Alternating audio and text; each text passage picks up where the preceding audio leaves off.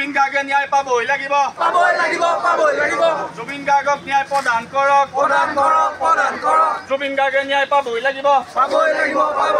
জুবিন গাৰ্গে ন্যায় পাবই লাগিব জুবিন গাৰ্গে ন্যায় পাবই লাগিব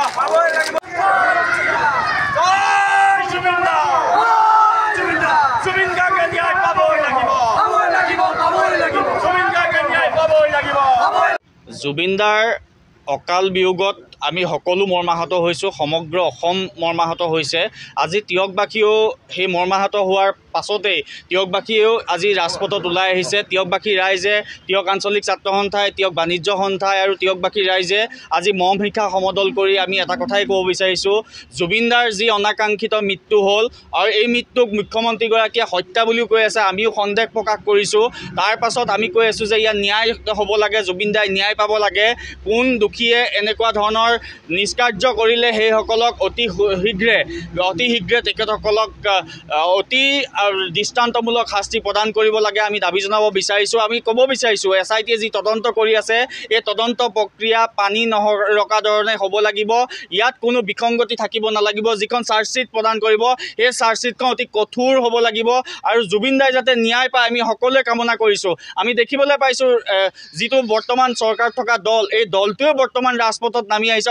অৰ্থাৎ এটা কথা প্ৰমাণ হৈছে যে আন্দোলন নকৰাকৈ একো নাপায় যি নাপায় জুবিন গাৰ্গৰ ন্যায়ৰ কাৰণেও কিন্তু আমি আন্দোলন কৰিবলগীয়া হৈছে অৰ্থাৎ চৰকাৰী পক্ষই নিজে ৰাজপথলৈ ওলাই আহিছে তাৰ পাছতো যদি জুবিনদাই ন্যায় নাপায় এইটো অসমৰ ৰাইজৰ কাৰণে অতি দুখৰ কথা হ'ব অসমৰ ৰাইজে এইটো কেতিয়াও পাহৰিব নোৱাৰিব অসমৰ ৰাইজৰ লগতে আজি তিয়কবাসী ৰাইজেও এইটো দাবী যে অতি শীঘ্ৰে জুবিনদাৰ এই ঘটনাটোৰ লগত যিসকল দোষী আছে দোষীক দৃষ্টান্তমূলক শাস্তি প্ৰদান কৰিব লাগে আৰু দৃষ্টান্তমূলক শাস্তি যেতিয়ালৈকে প্ৰদান নকৰিব তেতিয়ালৈকে আমাৰ এই ধাৰা অব্যাহত থাকিব আৰু ন্যায় বিচৰাৰ যি আন্দোলন এই আন্দোলন অব্যাহত থাকিব আমি মম শিখা সমদল কৰিছোঁ ইয়াৰ পাছত বিভিন্ন ধৰণৰ কাৰ্যসূচী গ্ৰহণ কৰিম অনাগত দিনত জুবিনদাই ন্যায় নোপোৱা পৰ্যন্ত আমাৰ এই সংগ্ৰাম অব্যাহত থাকিব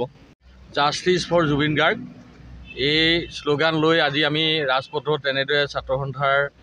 উদ্যোগত হোৱা মম শিখা সমদলত আমি অংশগ্ৰহণ কৰিছোঁ আমি প্ৰতিবাদ কৰিবলৈ বাধ্য হৈছোঁ আমি দেখিছোঁ যে সকলো ৰাইজে এতিয়া ন্যায় বিচাৰিছে ন্যায় মানে কি ন্যায় হৈ যি সত্যৰ ওপৰত প্ৰতিষ্ঠিত হ'ব লাগিব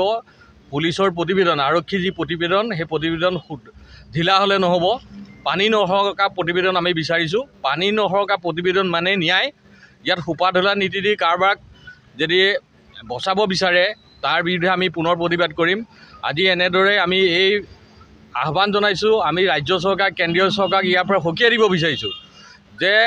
আইনৰ নামত ন্যায়ৰ নামত আইনৰ কথা বতৰাবোৰ যদি বেলেগ ফাললৈ লৈ যাব বিচৰা হয় ৰাজপথলৈ যদি ৰাজনৈতিক দল নামি আহি পেলাই ৰাইজক বিভ্ৰান্ত কৰিব বিচৰা হয় তেনেকুৱা ধৰণৰ বিভ্ৰান্ত আমি নহওঁ আৰু আমি সকলো একগোট হৈছোঁ জুবিন গাৰ্গৰ ন্যায় জুবিন গাৰ্গৰ হত্যা কেনেকৈ হ'ল কিয় কৰা হ'ল কোন জড়িত আছিল জুবিন গাৰ্গক লৈ কিয় এনেকুৱা পৰিকল্পনা কৰা হ'ল কিয় ষড়যন্ত্ৰ গতিকে এই ষড়যন্ত্ৰৰ যিসকল জড়িত আছে সেইসকলক আমি শাস্তি দিব দৃষ্টান্তমূলক শাস্তি দিব লাগিব এনেকুৱা দৃষ্টান্তমূলক শাস্তি দিব লাগিব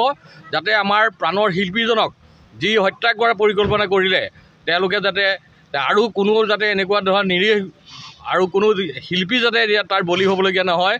কোনো যাতে জাতীয় সত্তা যাতে এনেদৰে নাইকিয়া হৈ যাবলগীয়া নহয় তেনেধৰণে ব্যৱস্থা গ্ৰহণ কৰিব পানী নসৰা প্ৰতিবেদনৰ বাবে আজি আমি ইয়াত উপস্থিত হৈছোঁ আৰু এনেকৈ আমি মন শিখাৰ জৰিয়তে আমি কেন্দ্ৰীয় ৰাজ্য চৰকাৰক ইয়াৰ পৰা দাবী জনাইছোঁ জুবিন গাৰ্গৰ